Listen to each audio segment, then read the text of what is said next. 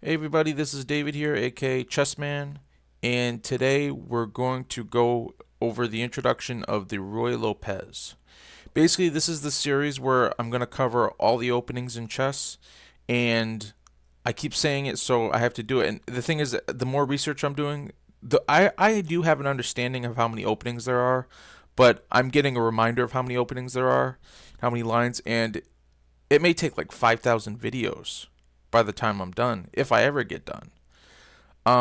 But I could have made my next video could have been a more general video.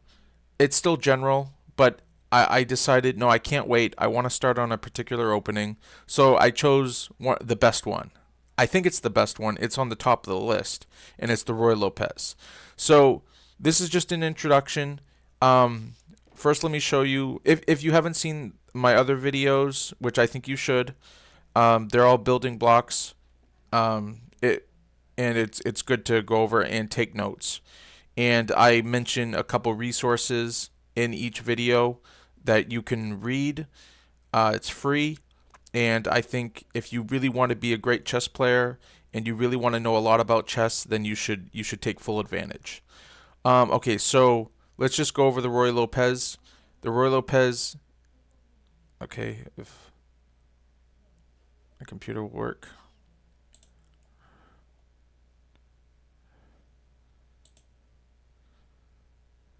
Lopez is e4, e5, knight f3, knight c6, bishop b5.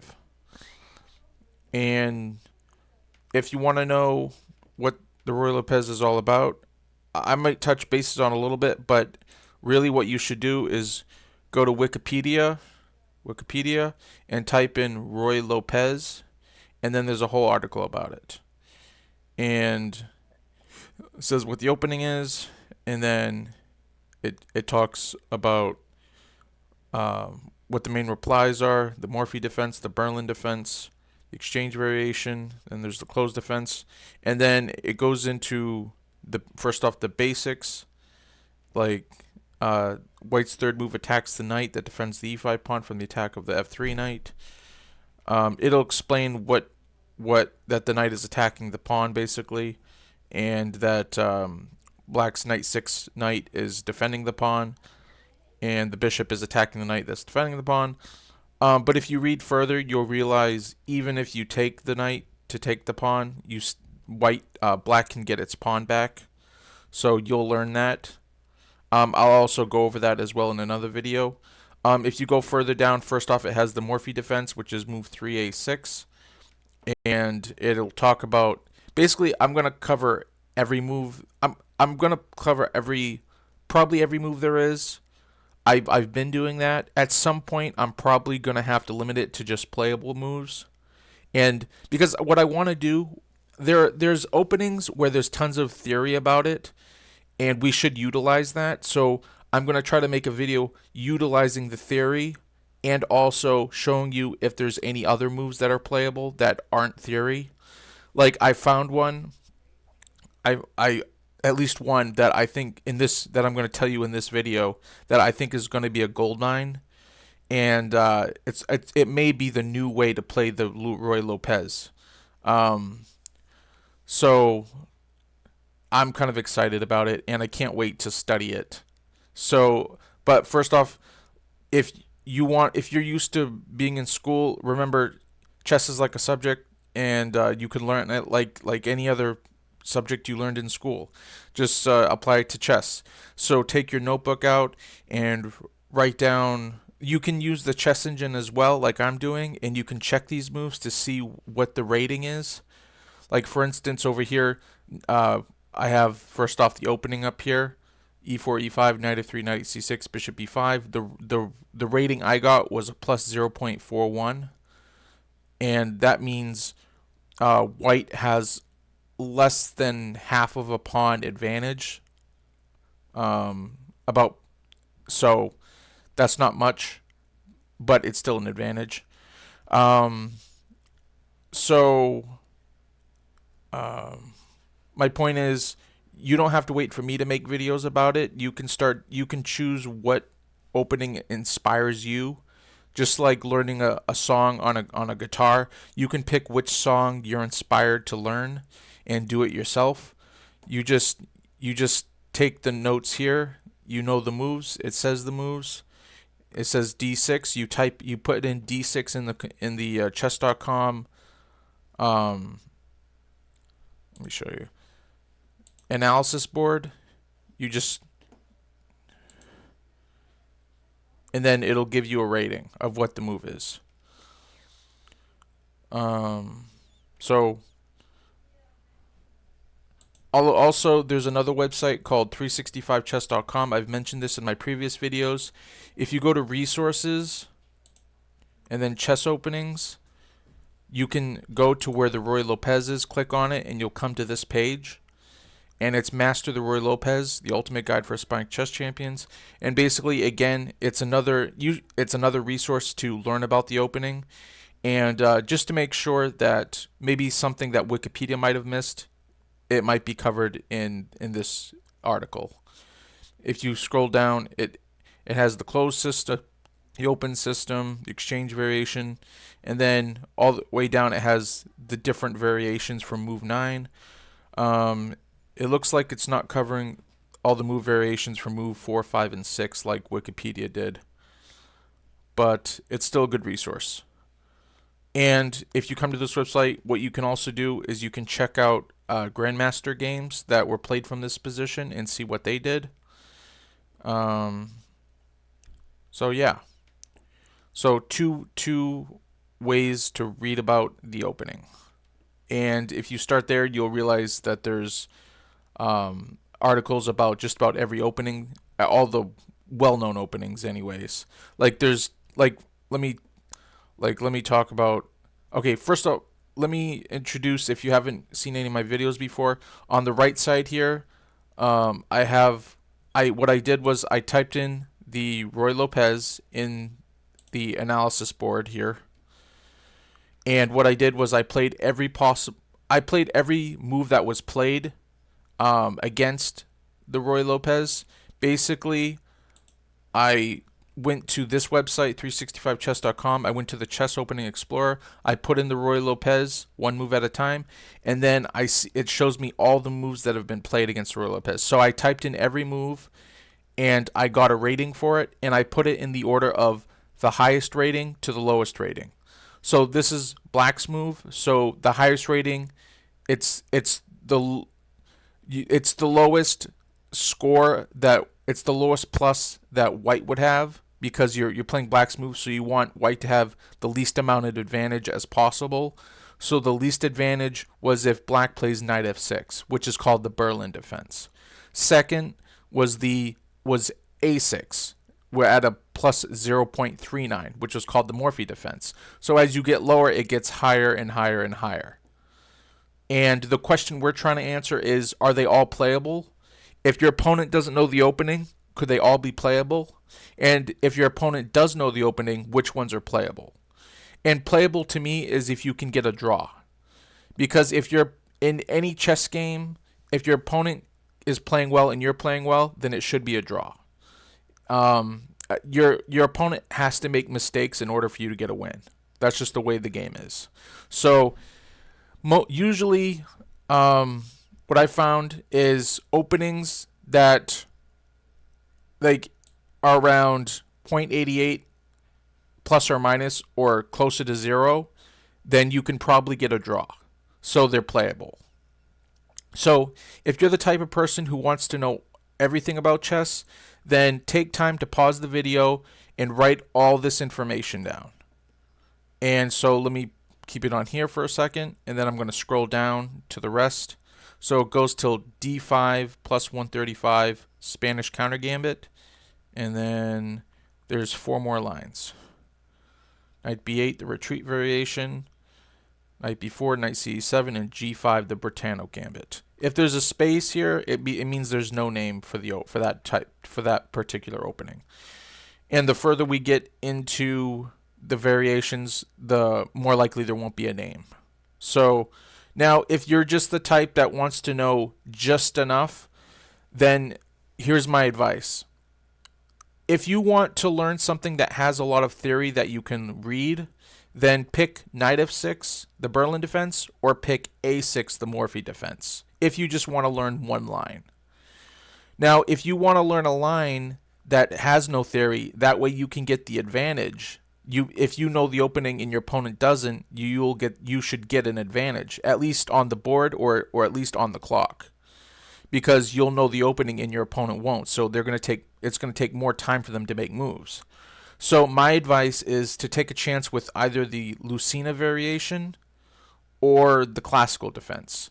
But really, any of these moves that are 0.88 or lower, so 0.75, 0.73, 0.69, we haven't gone through them yet, so I don't know why they're that rating. I hope to go through all of them, because I want to see why they're all playable, and that way I can throw surprises at my opponent whenever we get this position. But again, if you're playing people that don't know the opening theory, then you should play the best move, which is knight f6, the Berlin defense, or a6, the Morphy defense. But again, if you're not sure if they know the opening or not, you should try bishop e7. I can't wait to look. Oh, let me show you why bishop e7 is so great. First off, the computer gave it a plus 0.52, which it said it was a good move. So it's a good move. And if you look on the popularity list here, okay, a6 has been played in 123,000 games. Okay, knight f6 has been played 25,000 times. Now, if you look at bishop c5, which is just under bishop e7, it got a plus 0.57. It's called the classical defense. And that's been played 5,973 times. So it's been played about 6,000 times. Now, the bishop e7 move is all the way down here. It's the 14th move on the list, and it's only been played 47 times. So it's almost never been played, yet it's given a higher rating than the classical defense. The Lucena variation, which is bishop e7, is given a higher rating than the classical defense, bishop c5. And just again, bishop c5 is move 4 on the list. And yet, for some reason, bishop e7 is 14th on the list. So for some reason, bishop e7 has been skipped by popularity. We don't know why. And I hope when I research it, I'll discover that it's a playable opening. That's what I'm hoping. But according to the computer, it's totally playable. And so this could be huge. This could be a real huge step in a new line for the Ruy Lopez. And I hope to get the jump on it. And I hope I find some gold. That's what I'm hoping. But this makes me feel good about why I check every move. If I didn't check every move, if I just checked the most popular moves or the top 3 moves, we would have missed bishop e7. We would have missed it. So it's worth putting in the effort to check every move. And so that's what I'm going to keep on doing. I'm pretty sure. Now, at some point, I'm probably going to have to limit it, maybe to the top 10 moves. I'm not sure, because I want to cover every opening, but there's just so many lines. There's so many lines. The more I think about it, it may take 10,000 videos. So I'm going to probably cover the Berlin defense first and then the Morphy defense, but then I'm going to try to do the Lucena variation. Now, again, I'm not sure. There's so much theory there's so much theory in the Morphy defense. Like there's so many known variations that's going to take, I don't know how many videos that's going to take. It may take one video, it may take 20 videos. I'm not sure. I want to touch on everything that's in known theory first and show you if it's playable or not. They should be all playable, but I want to know. I also want to try other moves to see if I can discover any hidden gems like the Lucena variation, because I'm really anxious to find more golden nuggets. I'm so glad we're doing this. I'm so glad this idea for the openings came to me from God. Yeah, let me just... So, trying to think what else I want to cover in this video. I knew this video wouldn't be very long today because now the work takes a while because you pausing the video and writing all this information down, that's the tough part. Now, again, if you're in the middle, you want to know a lot of stuff, but you don't want to take time to learn everything, then I'm thinking H6 is the last one to write down. So all of these. But if you're excited like me and you want to know everything, then write everything down. And it's chess is just going to be one of those things that takes a lifetime to learn, lifetime or a lifetime to master. Um, and who knows, if you become famous and you start playing an opening that has no name, or one of these openings that has a name but has hardly been played, you might get it renamed after you. So you never know. Um, so again, what you can do is go over the two articles I showed you. Also, what you can do is 365chess.com. Again, you can go to the Chess Opening Explorer and you can see how popular these moves are over here and see if there's any more gems. Like Bishop C5 is probably still a good move to play, but the thing is it's been played 6,000 times, which isn't nearly as much as the 120,000 times. So it could still be a surprise weapon for your opponent. Um, but Bishop E7 is really would be a huge surprise. Um, so I think that's gonna do it for this video. I'm probably gonna start on the Berlin defense next, or the Morphy defense. I'm not sure. The Berlin defense is not. I don't think there's nearly as much theory as the Morphy defense. So I'm going to cover first off all the playable moves, which it could be all the moves. And the thing is, even if they're not all playable, if you ever see them, it's good to know what to do against them. So I'm really hoping you'll start, when you start looking at my videos, you'll start realizing you should do some of the work on your own. And I hope you realize if you have chess.com, you get the analysis board. If you go to 365chess.com, there's the openings mega index, which I set in resources. Click chess openings, and you'll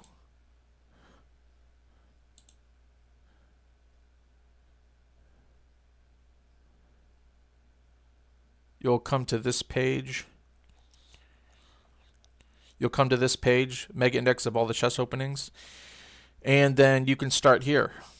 And it tells you all the best openings, all the well-known best openings. And you can click on each one, like the Ruy Lopez here, and it goes to its own article. So remember how you were in school and just apply it to this. Take notes like you would in school, and just remember you're choosing chess. So it's not like you're doing something you don't want to do. It's something that you're interested in.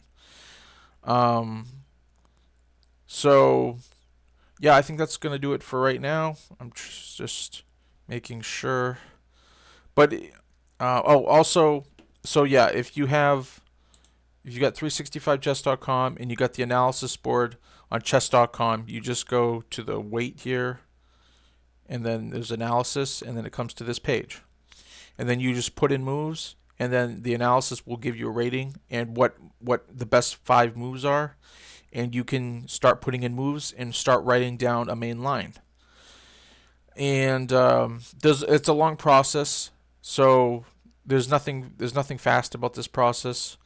But again, what else are you going to do with your time? You could learn an instrument. You could learn a second language.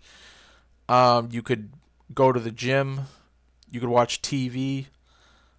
There's not that many things to do. So you might as well do something that's good for your brain. And if you ever get good enough at it, you can teach it or play it professionally. And it's just fun to win games of chess. So it'll add some fun to your life. So yeah, that's why you should do chess. And that's why you should do this. So I hope you enjoy your day. I hope this gives you something to do. So yeah, I'm excited to move on to the next thing. I can't wait to get to the Lucina variation, and I hope you have a great one. Bye.